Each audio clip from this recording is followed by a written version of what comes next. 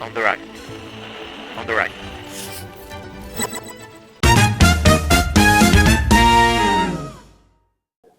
तो आपने बोला कि 3 पेरेंटिंग स्टाइल्स है, अथॉरिटेरियन, अथॉरिटेटिव और परमिसिव, जिस पे काफ़ी रिसर्च भी हो चुकी है और जिसके लिए काफ़ी एविडेंसेस भी जनरेट हो चुके हैं। बट एज़ अ पेरेंट अगर मैं अपने आप को एम्पावर करना चाहूँ या इन्फॉर्म करना चाहूँ कि भई इन तीनों पेरेंटिंग स्टाइल्स के बिहाइंड के फ्रेमवर्क्स क्या है या इनका ओरिजिन क्या है?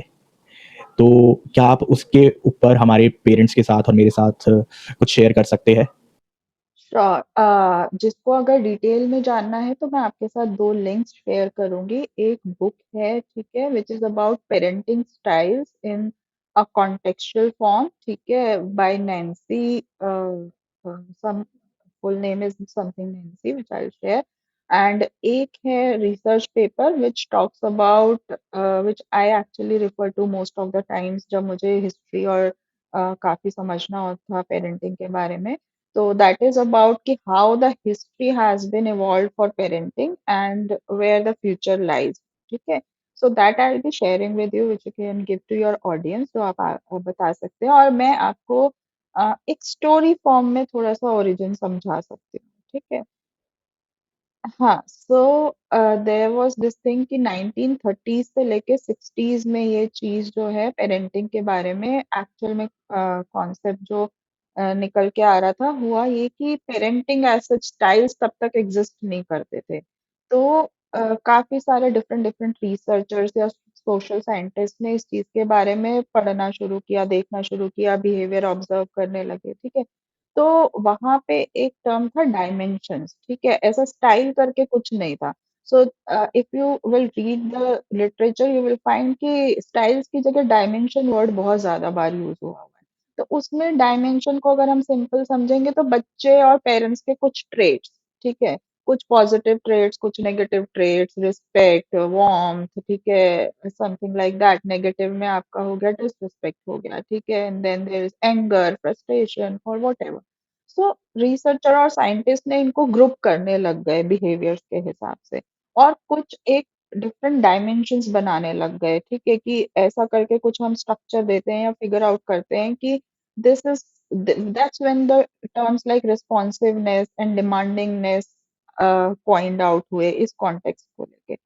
फिर उसके बाद ऐसा फील आया कि इनकी वैलिडिटी क्या है, मतलब अलग अलग रिसर्चर्स अलग अलग जगह के बहुत डिफरेंट कॉन्टेक्स्ट में हो सकता है ना पेरेंटिंग यहाँ जो हो रही है एशिया में, यूरोप में, अमेरिका में, तो वैलिडिटी क्या है, राइट? कि अगर सोशल साइंस में सबसे बड़ा प्रॉब्लम है कुछ भी मेजर करने का कि आपके चीजें वैलिड है या नहीं है। आप कुछ भी कोड कर सकते हो किसी भी चीज को, मैं उसी को हाई लो कोड कर सकती हूँ, आप उसी चीज को मीडियम कोड कर सकते हैं या लो कोड कर सकते हैं, right? So what is the validity of doing all this?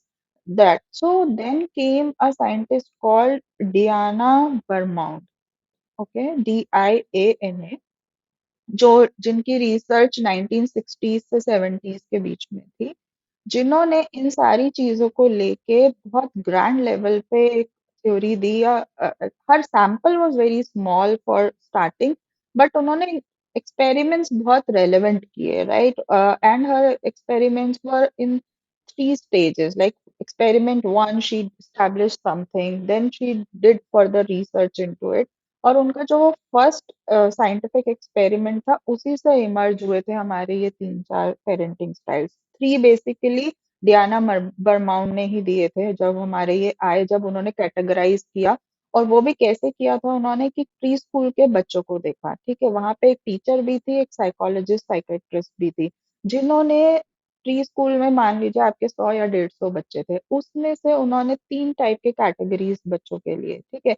एक जो बहुत पॉजिटिव बिहेवियर शो कर रहे थे, रिस्पेक्टफुल थे, ओबीडिएंट थे, सेल्फ रिलायंट थे, सेल्फ रेगुलेशन था उनमें, they were following all the instructions and were nailing the pre school probably.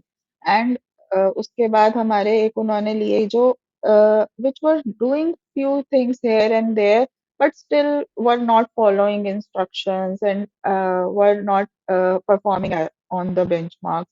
और एक थे जो बहुत ही there was no self reliance, there was nothing which is coming out as a positive trait उनमें से आ रहा था, तो उन्होंने इन 3 कैटेगरीज को, so डियाना बर्माउन ने टीचर और साइकोलॉजिस्ट इन द स्कूल उनकी हेल्प से कुछ क्वेश्चनर्स और जो भी टूल्स साइंटिफिक उनके पास रहे ऑब्जर्वेशंस के थ्रू शी आस्क्ड कि can you categorize these children for me मतलब and she didn't work in isolation उन्होंने स्कूल के टीचर्स और साइकोलॉजिस्ट को मिल के ऐसे 3 सेट्स आइडेंटिफाई किए जिसके अब नाउ हर जॉब वाज उनका काम क्या था कि वो इन तीनों सेट ऑफ बच्चों को maybe I don't remember the exact sample size somewhere it was 18 बच्चा इन वन ग्रुप 20 बच्चा लाइक दैट जितने भी उन्हें उस स्कूल में मिले now she studied the behavior of these children in very much detail और फिर उनके environment को उनके parents को उनकी families को उनके socio economic status को हर चीज को उन्होंने अकाउंट में लिया maybe there are some stressors in the family background क्या है हिस्ट्री क्या है और then she devised out these 3 terminologies और डियाना बर्माउंट के बाद जैसे मैंने आपको बताया कि एक और कॉइन हुआ था वर्ड नेग्लेक्टफुल पेरेंटिंग वो बाद में एक साइंटिस्ट 2 साइंटिस्ट थे somebody name Martin and Maccoby उन्होंने नेग्लेक्टफुल पेरेंटिंग दिया था where parents are not mostly